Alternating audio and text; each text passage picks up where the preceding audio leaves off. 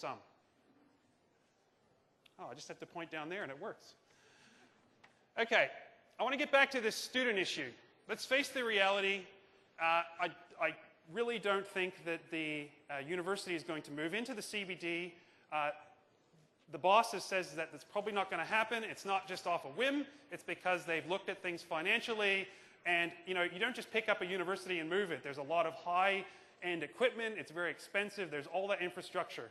So I realize that that's a great dream, and personally I would love to see it, but it's not going to happen. Let's be realistic. So how can we get our students living in the CBD and connect them with their environment? Students like a few things. One of them is saving money. They're pretty cheap, right? Students don't have a lot of money. If you can put students into dense living like this, where they can go get their Subway or some sort of cheap food, and you can pack them in, and it's a sort of a CPIT, University of Canterbury Student Village. There's going to be a lot of merit of that, and I'm going to talk a little bit more about how we might expand that. Take areas like this and design these energy-efficient, comfortable student houses so they don't have to sit in these massive houses in more expensive areas that are freezing cold, and they can actually get and engage in what happens in the central city. All right? Better cheap eating, working options, and so on. Okay. Now, the other thing when I talk to students about this, they say, we would live in the city, but man, it's so far. I want to be able to walk to university, but I want to be able to get there easily. All right? Some of you are going to be mortified if you live right here. But the tram line doesn't have to go right through your yard. It's just a line on a map for discussion. The university is going to be undergoing some renovations and some changes. Okay? So here's what I want to happen. In Mark's world, this is what would happen. We designed a nice tram system which starts right here, right in the middle of the CBD. So when I'm a student and I come out of my first year class, I can take 10 steps and I can jump on the tram, and that tram is going to get me into the CBD in 10 minutes. And I can go in and have a few beers with my mates in between class, or hopefully after class, and then come back out. Okay? So you start here with this. It goes through Hagley Park so people can get on. People in these suburbs here can jump on the tram easily and end up in the CBD. It goes out, and it goes all the way out to the eastern suburbs, right out to the coastline, so we can make something better out of this area here. This area used to be good, and it's no longer as good as it could be. I would love to see this be free. I realize that sounds very optimistic, but if it was, I think you could really improve land values and the quality of living for some people out in this area here. All right? So through the parks, through the CBD, so the students out here can jump on with their surfboards, go have a surf, come back in, doesn't cost very much. Connect them to their CBD. The time is right because all the roads out that way are munted, if I want to use that term. And it's the time. It's definitely the time to do that. Okay, I want to talk a little about our geologic realities. Everyone knows how to go on GeoNet. Everyone knows how to look at the dots. And everyone knows how to connect the dots, even though lots of people do these in sort of strange ways, but that doesn't matter. We know that we have small faults underneath the CBD. It's a reality. The reason we know that is because we see these dots here, and they represent earthquakes on small faults under the CBD. We also know that there's a major scientific effort going into better understanding our hazard in this area. Okay? That's the best we can do. And before everyone freaks out, think about these great cities, Wellington, Los Angeles, San Francisco, etc. These are areas where major CBDs are built on top of or adjacent to major active faults. So no matter what we find here, there's no point freaking out about it because smart engineering decisions will save lives, right? Regardless of what we find. And hopefully we find a whole series of disconnected little things and we can get on with things. But if we don't, it still doesn't matter because we can do things to get on with it. Okay? I'm going to put up something perhaps a little bit speculative, but I think this is an area here. This is California. This is the San Andreas Fault here. You had to get a little bit of earthquake geology out of me. This is the San Andreas Fault. Here are a bunch of earthquakes that have occurred in the 90s in that area. Okay? In close proximity to one another. There was a 7.3, a major earthquake, that was preceded by a 6.1 and followed by a 6.3. And then unfortunately, 7 years later, there was another magnitude 7. This is one possibility that we need to look forward to. But this may not happen. But the important thing here is that we can do things smartly and make a safer CBD and a safer Christchurch City so that even if this does happen, we're not going to lose lives. A lot of lives were lost in 2 buildings. Realize that. We could have got through this a lot better than we actually did. Here are a couple ways in which we might be able to do this, and here are a couple things that our kids and our kids' kids might say to us. Boy, that was really great that you made some smart decisions way back then that saved lives. One possibility is that we explore this idea a little bit more. This is the earthquake early alarm system. We have the technology to be able to do this. We can outrace earthquakes.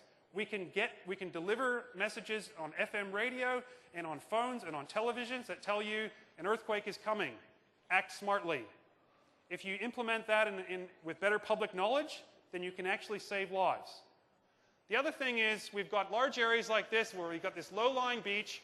We know that this area out here is capable of generating tsunamis. This is a fault zone that could generate tsunamis. We don't know if they could be as bad as Japan, but it is possible. But instead of just having all these people living out here, let's think about what would happen if that did happen.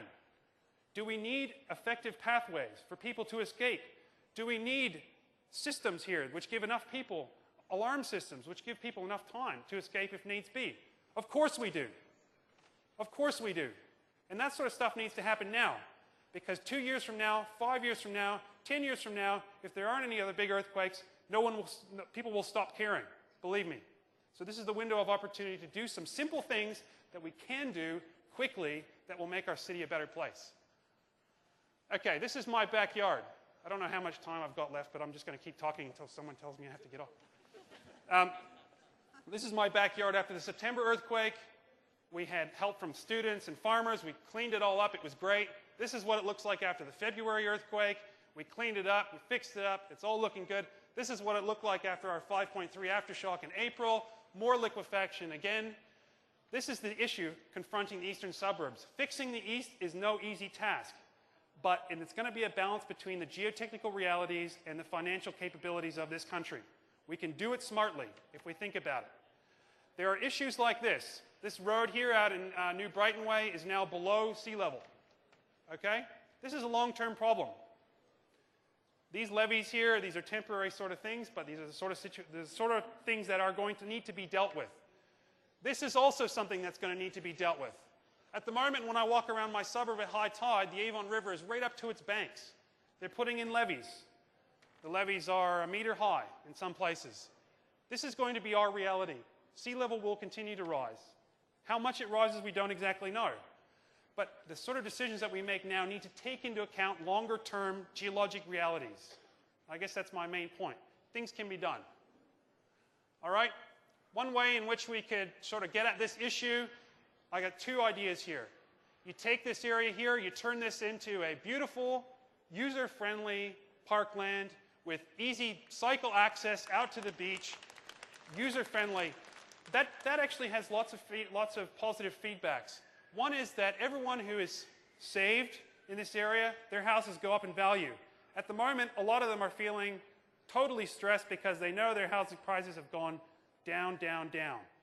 If we fix the ground in certain areas out here where it needs it, and we give this area a major through-going pathway with a nice park, and we better connect our CBD to our east coast, we actually can create more value in the east and avoid the sort of problems I'm talking about with an asymmetric city, a sort of half-eaten donut, if you want to go that way. This is my last slide. I want to leave this up for the discussion because I think this is this summarizes some of the key elements that I think I've talked about. First is, we're not going to be able to move the university into the CBD, it doesn't seem, and we're not going to move the CBD to the university, so we need to connect them in a way that's user-friendly and easy and cheap. If we do that, students will want to live here. They'll love the energy, they'll buy into it. If the students want to live there, the businesses will want to come back because they know that some people, especially your cheap eats and your bars and that sort of thing, they know that students like that sort of stuff.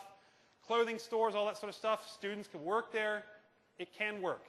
And like I said, this isn't we need our gray hairs in there as well, but we need to densify population in the east. All right? There's a lot of wasted space here, and I apologize if you live in this area, but a lot of houses in that area are trashed anyways, and there's a lot of parking lots and a lot of light industry. We need to densify that. One way to do that quickly is to bring people in with nice old heritage homes that have done well in the earthquakes into that area. Finally, I love the district approach. I think any sort of district approach where you can sort of localize things, fashion districts, heritage districts. I know we have something to this effect already in some places. I'd love to see more Maori-type culture in the central city. I'd love to see an Asian hub with Japanese and Chinese and so on, restaurants and things like that. And you know, we're the garden city, but there's no working community gardens that are big enough in that central city. I would love to see people in these high-rise apartments with their shovels in their hand, going down and going out and digging up some bloody vegetables of some sort in a working community garden right in the middle of the CBD. Thank you for your attention.